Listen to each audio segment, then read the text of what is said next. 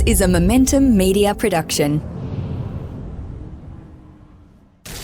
The SMSF Advisor Show, your expert insights into the biggest themes shaping the SMSF advice industry.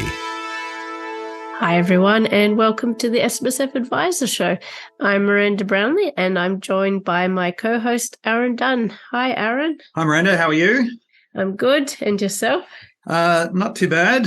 Just kicked off our own SMSF Day events. So had our Melbourne one, and we're about to sort of get on the road for our events in Adelaide and Perth, and then Brisbane and Sydney. So it's just good fun getting out, talking to clients, and no doubt, as is with our guest speakers today, this $3 million high balance threshold and the additional tax is certainly been front and centre in the discussions that have been happening, at least at our very first event.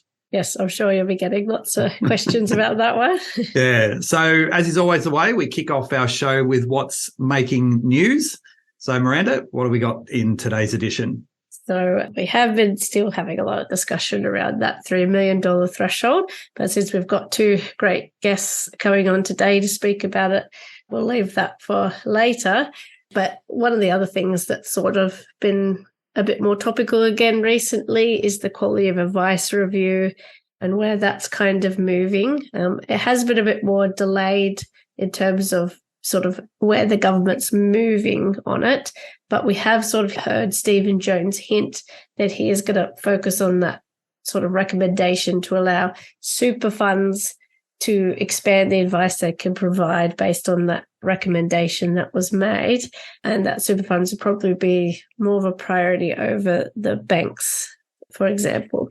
Yeah, so one of the things here that we now know, as you said, Miranda, we've seen a little bit more discussion by the minister in recent times, is there's a pretty big priority list of things that this government is already looking at, and there might be some quick wins in some of the QAR stuff and the recommendations from Michelle Levy, but the reality is that the time frame is going to be much longer than maybe the profession was potentially hoping for.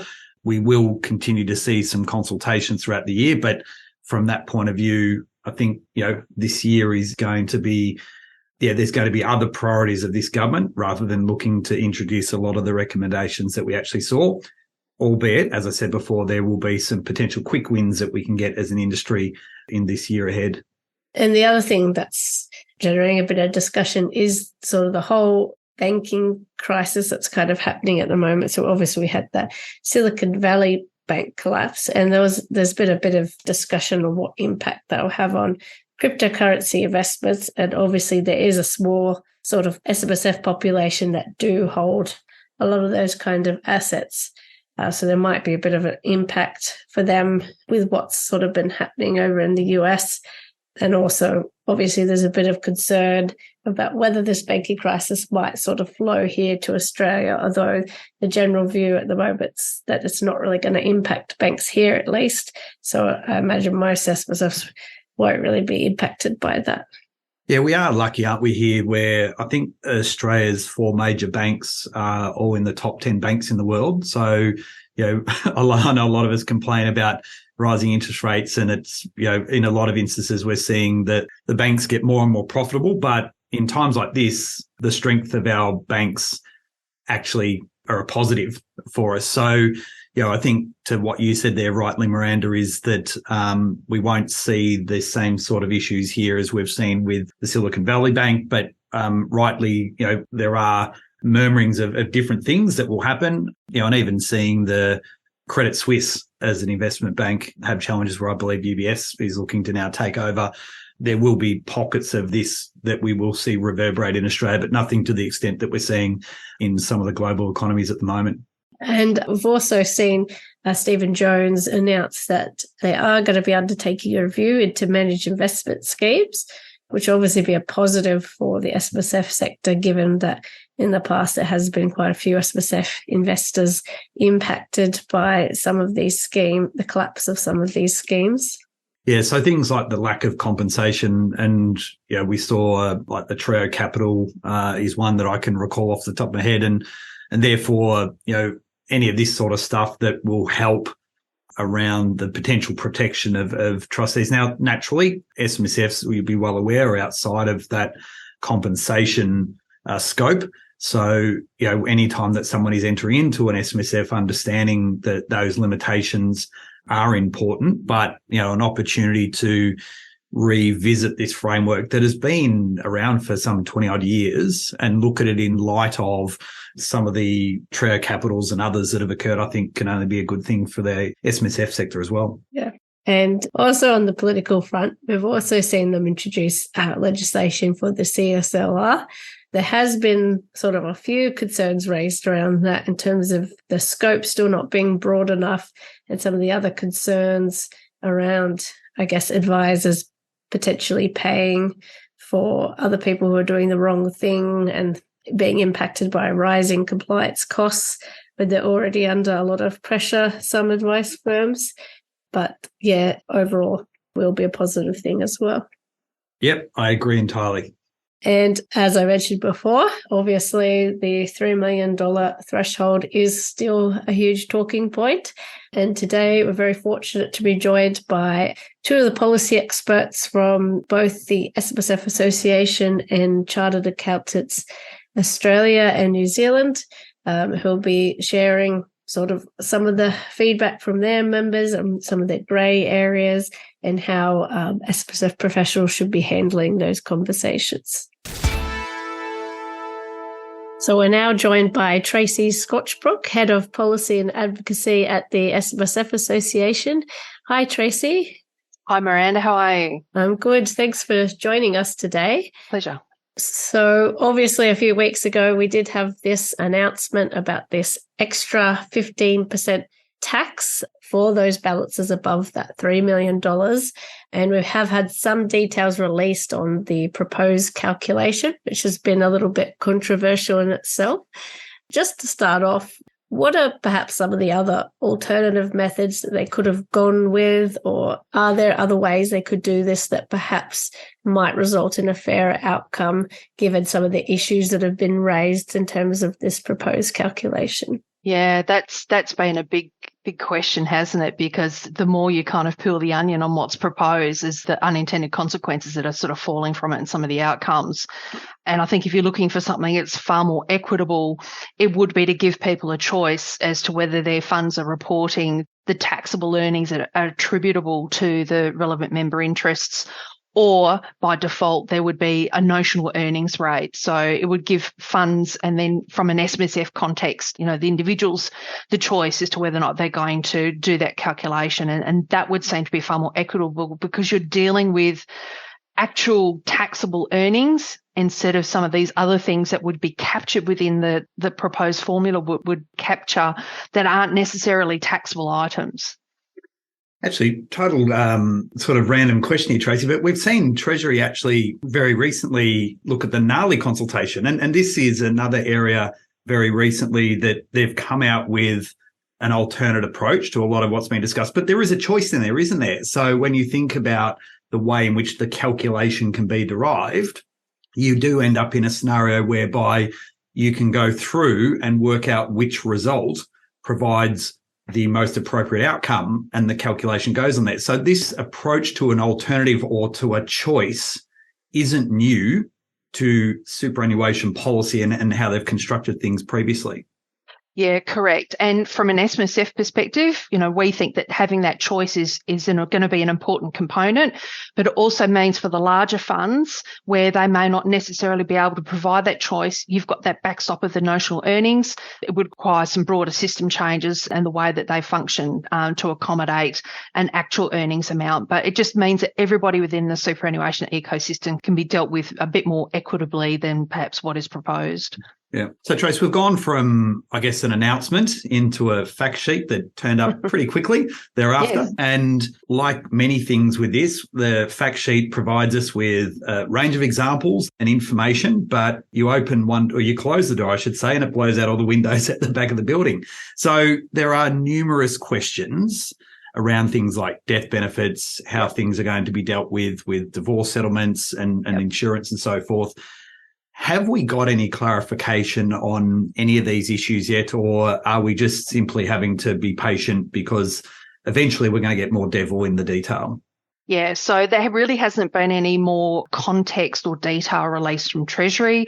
We know that that they intend to run a consultation phase, so we expect to see some form of consultation paper at some stage, which will have more detail. In saying that, though, the association will be having conversations. We think it's important that some of these big ticket items are at least brought to their attention at this early stage, so they can consider those internally. But I think those more broader issues will be fleshed out in somewhat more detail once we get a formal consultation process underway. And are there any other sorts of areas that have cropped up recently that we perhaps just don't know how it's going to be treated at this point? Yeah, so one example is where you've been caught in the system and you've had assessments made because you've had your TSB more than 3 million. But then in 1 year, the value falls below the 3 million threshold. It would seem that the way that the formula is going to operate, that there is no calculation just for the nature of the way that it's been set up. So you've been paying tax on the paper growth of the assets in the fund. But if there's a decline in value and it falls below that 3 million threshold, there doesn't seem to be any provision for tax credit adjustments or tax losses. Questions are arising around if your TSB does fall below 3 million and you've had some accrued losses, do they continue to be carried forward for use in future years in the event that the strength of the valuation of the fund assets actually improves over time? So there's sort of more practical operational things like that where we just don't know. There's certainly some unintended consequences that do come from the calculation around losses, where if you have a loss in 1 year and then a gain in the next year, even though that movement might be the same, I think logically you'd look at it and go, oh, well, my movement has been X in the first year and I've had the same movement and an uptick the next year. You think you're going to be in neutral territory, but it can actually result in a tax liability, which I think is quite an unexpected outcome. Insurances is going to be a big one. So whether we're talking TPD, so we know personal injury compensation payments, those contributions are likely to be excluded because of the way the TSB currently operates, but there's no such provisions for insurances. So those that have got insurance proceeds coming into the fund would seemingly be caught under the way the TSB currently operates. And then add further sting in the tail if they're actually paying out the benefits, even though it might only be coming from insurance proceeds, they will be added back, it would seem, from what detail we know at the moment at least, that they'll be included as a withdrawal. So you're kind of getting a bit of a double count almost, because you're getting those insurance proceeds included plus the payment out being added back into that earnings calculation. So the simplicity of the formula in terms of what the Treasury's intention was here, for all intent and purposes, could end up being quite complex, because you'll have an asterisk against net contributions and you'll have an asterisk against withdrawals in terms of what makes up all those things. So we end up in a position whereby, by trying to keep it simple, you end up with this totally convoluted thing, which is where we've had in terms of definitions with the total super balance, where we've had LRBA add backs and all these other bits and pieces. So consultation here is going to be absolutely key. And I think, you know, the frustrating thing as a practitioner is you see all this announcement, they're better off having conversations with those in the industry, and we're not then trying to backfill all these things like we have still going in some respects back to 2017 when these super reforms. We don't want to end up in a same sort of scenario, because it does go back to confidence in the system. Correct. The ability to provide timely advice. These are all things that you'd hope over time the government would learn from, and the more they can consult with industry, the better outcomes we will get. Yeah, agree. And that's why we're keen to try and raise some of the big ticket items with Treasury now rather than waiting for a formal consultation process, because it's important that we try and get these on under their noses and get them thinking about it when they're looking at this, so that when come consultation phase, we can really pull these things apart. But you raised a really good point there around limited recourse borrowing. So we look at the small business owners, farmers have been another one where it's been quite topical through the news, where they've got their business real property within the fund, and your real balance may be well below the 3 million, but when you've got that add back scenario of a limited recourse borrowing, could push someone up above. And the trigger of a condition of release may not necessarily be around retirement or turning 65. If you've someone who's got a TPD event, they've had that unfortunate circumstance arise after the arrangement's been put in place. It happens to be a post 1 July 2018 arrangement, and then suddenly they're going to be caught up in that loop of having to pay the extra tax. So, that seemingly surely is not an intended outcome. Yeah. And again, I get it. That's the point, I guess, at hand, where we'll end up with all these asterisks around what get included and what doesn't get included against something that they try to keep relatively straightforward. Yeah, not so simple, is it? Like, it looks at it, when you look at it at the surface, the first blush, and you start to scratch away at the surface, and it suddenly becomes very, very convoluted. Absolutely.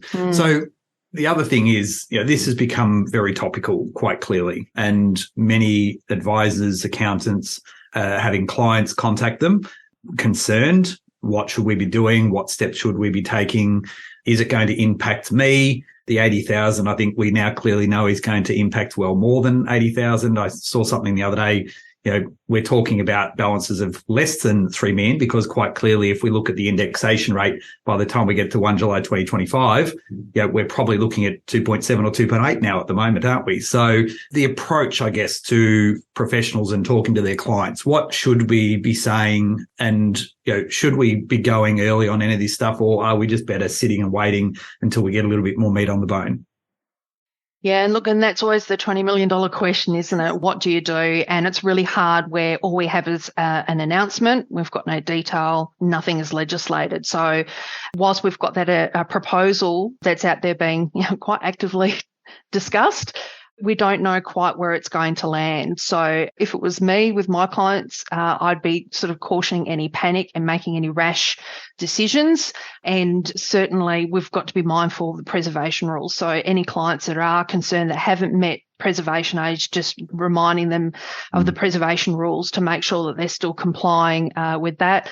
Another question that's come up about is, should people be changing their investment profiles to try and avoid the tax? And I think, that starts to get into some quite dangerous areas. People should be investing in accordance with their investment strategies, what's appropriate for them, their appetite for risk and life cycle. I think just keep moving forward. Don't make any rash decisions until we see where this actually lands. And then you can make some informed choices, because at the moment it's speculative, because all we have is an announcement, and this has got, there's a lot more water to flow under the bridge with this. And I think once Treasury and government become aware of some of the issues that are coming to light, and every day with the conversations that the association are having with members and people contacting us, different case studies that are coming forward, more and more issues are arising with this. So I think just take a breath, and we wait until we have a bit more detail and a bit more clarity around whether or not it's going to proceed as announced. I don't think it can, but what will we end up with? Look, we can't say. We don't know yet. So I think it's a good time just to take a breath and do what's right for the client in their circumstances as they sit before you today. And I think, just as we kind of wrap it up, I think the reality, when you kind of read the room of the way that the government want to do things here, the reality is we won't really see more detail about this until this legislating the objective of super is resolved, because that is really the catalyst for the changes that the government want to make. So I think in terms of people trying to understand timelines here, the reality is I think priority number one is legislating that objective of super. Then this, along with a number of other areas that they do, and they've rightly said that they want to explore around preservation and so forth, will then follow shortly after. Yeah, and I'd agree with that. There's a few other pieces of the puzzle that need to click into place first. Yeah. Well, thank you so much for coming on to share your insights on that today. And I'm sure the association is going to be very busy over the next few months with your advocacy work on this. But yes, thanks again for joining us. Yeah, pleasure. Thank you so much. Thanks, Trace. So we're now joined by Tony Neglone, Superannuation and Financial Services Leader at Chartered Accountants Australia. Hi, Tony. Thanks for joining us. Pleasure, Miranda. So we're going to be chatting about this 3 million threshold with you now. Mm-hmm. So obviously, since this calculation came out and a bit more of the details, I guess it's been a little bit controversial. What's kind of been the reaction from your member base so far? What are you sort of hearing from accountants in terms of what their concerns are? Well, I think the concerns are multifaceted, if I can put it like that, Miranda. I think the first thing is that they are concerned about what they might want to tell their clients, because clients obviously want some answers. So they would like some certainty around that. There have been quite a number of our members who have written to us saying, to the effect of, look, this is not an acceptable change. There's a whole lot of, it has a whole lot of hairy legs on it. We would like you to, do whatever you can in order to tell the government that this stinks and that we want it changed. It would be remiss and unfair of me not to also mention the few members who have written to us saying, so we actually came, when it was first announced, we came out against it quite strongly. Probably one of the strongest amongst associations, and not saying that as a matter of saying, pat us all on the back, just didn't like it as an idea. But there have been a few of our members who said that they actually think we got that wrong, and they were quite strident in their views. So it's not all straighty 180. This stinks, fix it. There is a small number of our members who do think it is an appropriate change and it should move forward, and we shouldn't have actually been against it. So, Tony, I guess there's two parts to what I see then. There's a bit of a pub test that says, the tax rate, does it seem that unreasonable? If you think about sustainability of concessions, all the things that they've been talking about, I guess the bit that has rubbed people up the wrong way, most importantly, has really just been about the notional change in the total superannuation balance, which captures a whole raft of things that therefore create a uniqueness within the tax system to be taxing unrealised gains. So I get what you're saying to an extent where there is a disparity in the responses of members, but I think probably it's the calculation that's rubbed people up the wrong way, most of all, I would think. Well, yes, look, I think that's true, but also I think, superannuation for anyone who, if you're just finishing school now or uni or whatever it may be, there is an expectation that you would be involved in our super system for roughly the next 70 odd years, maybe even longer. Yep. So as a result of that, the government created this system. So I think they are therefore duty bound to have a system that is stable and changes as infrequently as possible. And certainly from a taxation perspective, and that it is fair, sustainable and equitable and all those other sorts of things. Now, I'll just read you something that Costello said in his press conference at the 2006 budget, that when he handed down his reforms that led to unlimited account balances, he said, "This is a proposal which will make superannuation simpler, attract savings, encourage people to stay longer in the workforce. It is the biggest change to superannuation we have seen in decades, and it will cut through all of this business of reasonable benefit limits, age-based limits, pre-83, post-83, complying, allocated, unallocated, eligible termination payments, and all the rest of it." He said that in one sentence, two sentences, presumably without taking a breath, which clearly I couldn't do. So I think the point I'm trying to say is that less than 20 years ago, we had fundamental reform, and now we're trying to take another stab at it. How is anybody meant to plan long-term for the future? You just have no idea. But the government wants you to try and be self-sufficient. I don't get that. I don't get that. And I think that's the argument, isn't it? That the people that have built up these balances have been a combination of playing by the rules originally and just being good investors in many instances. So, well, can I just stop you there, Aaron? Just because you're a good investor, does that mean you didn't play by the rules? No, absolutely not. No, that's exactly right. But these are people who played within the law. Yeah. Show me, I can assure you the ATO have been through all of these high balance people like a fine tooth comb looking for anyone who they could be declared to be non-complying. And anyone who wasn't has got slapped around the chops in whatever way the ATO decided to do so. So they exist because they're playing within the rules. They played within the rules and they're playing within the rules. What are you meant to do? One of the things that's sort of been raised in terms of fairness, at least among our readers, is this whole question of if someone has over that $3 million balance, but they haven't quite reached better condition of release, for example, should they be given the option to be able to pull that excess over the $3 million out, given they don't really have, an option in terms of managing that as someone in retirement would, for example? Yeah, look, this is, I suppose, an unintended consequences, Miranda. I'm not entirely sure what the answer is here, because if your value, you know, as well as I do, you know, assets fluctuate in valuation, you know, it's never in a straight line. It's never straight way up. It's never straight way down, or not most of the time. So they're going to fluctuate in value. So if you allow someone to pull it out, and let's say they do fall below 3 million, does that mean, well, you know, they've got total super balance issues. They're not allowed to make, they're therefore not allowed to make contributions because they're above the current. It would be 1.9 shortly. Yeah. Yeah. Or, well, you know, it's 1.7 now, 1.9 presumably in the not too distant future. So they're not allowed to make contributions. So if you allow them to pull it out, I don't know. I think that's fraught with danger. I'm not convinced. I can understand the rationale for that, but then, you know, if you're going to allow them to drag it under 3, why shouldn't you allow them, therefore, to drag it under the 1.7, 1.9, wherever that number ends up landing, so they could potentially make contributions again?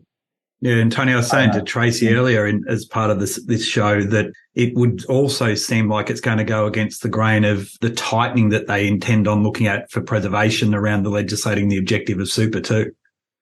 So it would tend to announce or to allow for people to draw down would feel like it would go against what we're predicting might happen in tightening the preservation standards in being able to access money before retirement. You would imagine that would be the conclusion that would probably be drawn. But, you know, we have no legislation for either matters at the moment. So, or regulate, you know, I suppose this would be sort of done in regulation. But look, it's to be seen. I think this probably shows this policy is, you know, probably not quite as formed as it would be ideal. And it's these types of things that are going to have to be ironed out over time, you know, over the next year or so, maybe more. Yeah, so I guess the other area here is we've got this unique concept that I guess is being introduced here where we're seeing unrealised gains ultimately being taxed for the individual, in essence, based upon their movement. You know, is there been any concern from within your membership that, you know, this is, I guess, unique in Australian tax law, I guess, the concept of taxing unrealised monies? I think there's a concept that's been explored overseas potentially, but does it then pose a risk that this might open up other opportunities for the government? Because if it's good enough for superannuation, maybe it's good enough for the way it might transpire to do the same in trusts. Or even individuals or companies or elsewhere. Yeah. And good luck doing it on the family home. But look, I think that is certainly a concern. Another aspect is the fact that it's double taxation, is that, you know, you get to pay tax on the unrealised gain. And then if you dispose of it next year, you don't get a credit for the tax that you've technically already paid. And another aspect of that is that you can only carry forward losses. You don't get a credit for them. So I think if they wanted to treat those equally, you should be, if you're going to be paying tax on unrealised gains, you should be getting a credit for unrealised losses, you know, just to be technically similar, I suppose.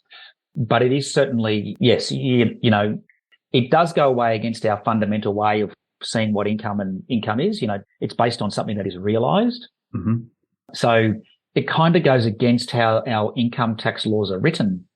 Maybe you get capital gains into the calculation of assessable income because it is something that is earned by a transaction that is completed, i.e. it's realised. Yep. Now this is unrealised, so I think it's going to be interesting to see how they make that, how they square that up in terms of the normal income, the normal income tax provisions. But yes, if they've solved that puzzle, then we then have the issue of potentially it being, if it's successfully applied here, then being successfully applied in other entities, whether it be individuals, companies, trusts, so on and so forth. Maybe managed funds. That'd be good fun, wouldn't it? So obviously with all this happening, there's been a lot of questions from clients that accountants are now having to answer. What's some of your key messages for the sorts of conversations they might want to be having with their clients at the moment? Well, I think the first thing is don't panic. But I do think you need plan A, plan B and plan C, depending on the nature of the client.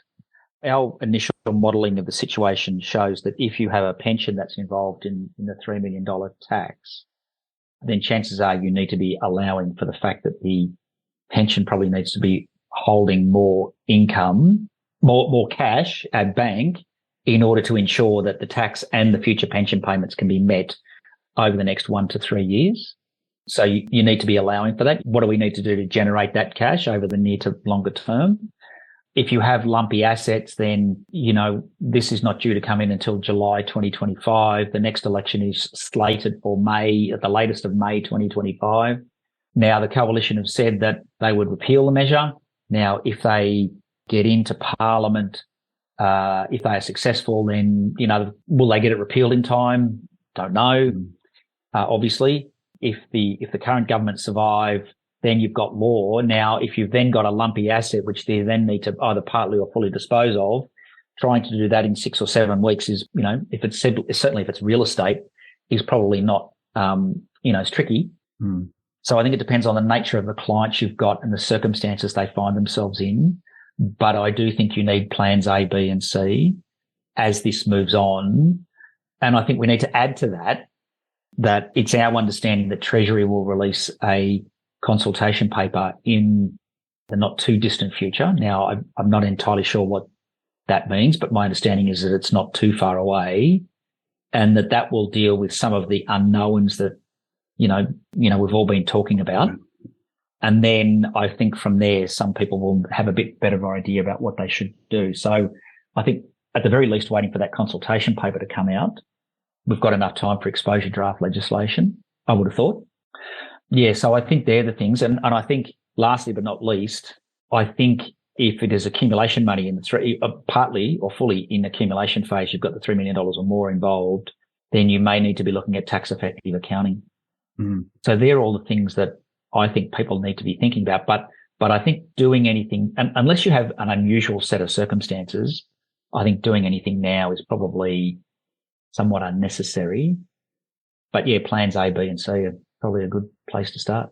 Yeah, and Tony, you raise a really good point there, because I think generally speaking, people haven't really drilled down on the definition of total superannuation balance as much as we probably needed to. Yes, there are some thresholds in there, but when you think about the concept of what an accumulation phase value means and what you should build into this based upon its, in essence, your cessation value inside the fund, there are going to be a range of things that people need to be looking at. So tax effect accounting is one, obviously thinking about exit costs of particular assets that could potentially be included as well. So it's going to open up a whole range of weird and wonderful ways that an individual's total superannuation balance might end up getting accounted for at 30 June, because it is a different label inside the tax return too, in terms of what gets submitted to the ATO to determine qualification for not only contributions and stuff, but ultimately for this $3 million tax as well.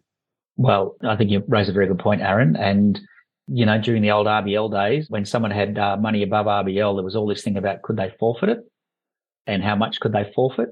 And I think I wouldn't be at all surprised if we start to see stuff like that reemerge. Whether or not it's valid is another matter, but there'll be people seriously looking at things like that. No question. All right. Well, it's going to be a topic that is going to be with us for a little bit, and therefore, no doubt we're going to be speaking to you again in the not too distant future, no doubt as well. So we always do appreciate your time and insights, and we'll be following this very closely. And like I said, hopefully we can get you on again to talk about this and many other topics that you've contributed to on the SMSF Advisor Show in the past. So thank you. Oh, pleasure, Aaron. Always a pleasure. Thank you very much. Thank you, Miranda, as well.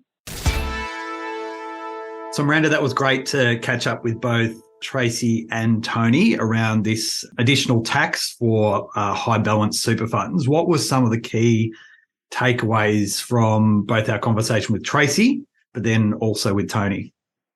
So I thought it was good, the point both you and Tracy raised around this has been presented as being a very sort of simple measure, but actually when you look at all the impacts and how it's actually going to work from a practical perspective, there's all these little complicated, complex issues and I guess questions about fairness as well in terms of where there's like fluctuations in values. So yes, it's going to be interesting to see how it actually plays out. Yeah, and I think as well, like Tracy touched on the fact that, and I know the SMSF associations come up with an alternate approach to dealing with this, looking at the I guess, the excess contribution regime and the interest rates. And I mean, the reality is there's nothing perfect here. And to that extent, Tony was quite forthright in the views that have been expressed to members, even though they do have others that sit on the opposite side of the fence there. But simplicity is crucial, but it can't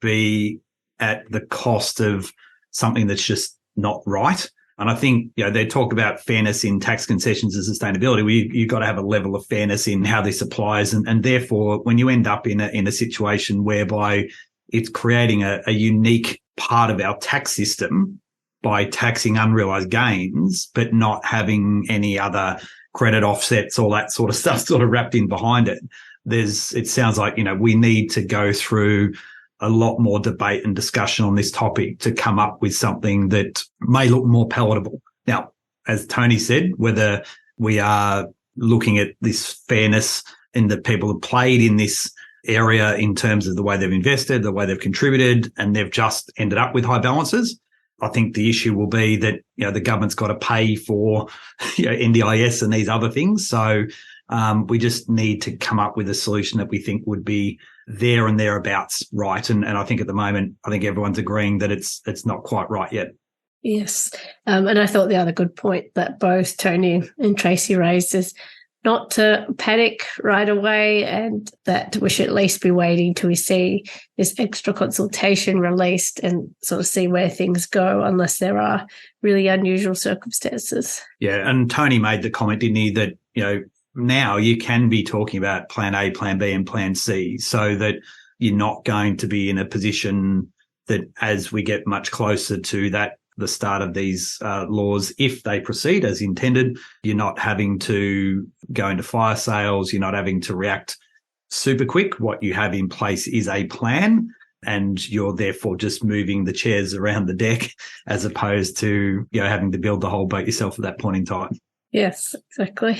Absolutely. So, Miranda, as is always the way with our SMSF Advisor show, if anyone has any topics or speakers that they'd like to hear about, how can they get in contact with us? They can get in touch at editor@smsfadvisoronline.com.au.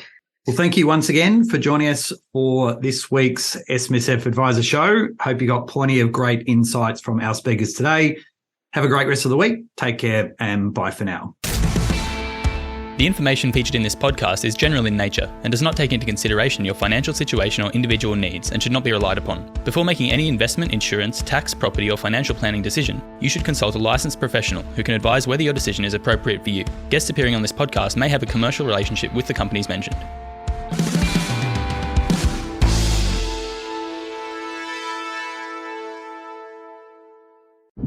Imagine being rushed to hospital.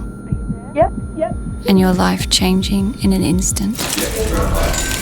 Imagine going through hundreds of tests and 46 weeks of chemo.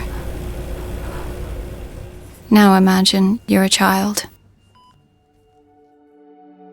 That's why Starlight exists, to bring happiness to seriously ill children. Please donate at starlight.org.au.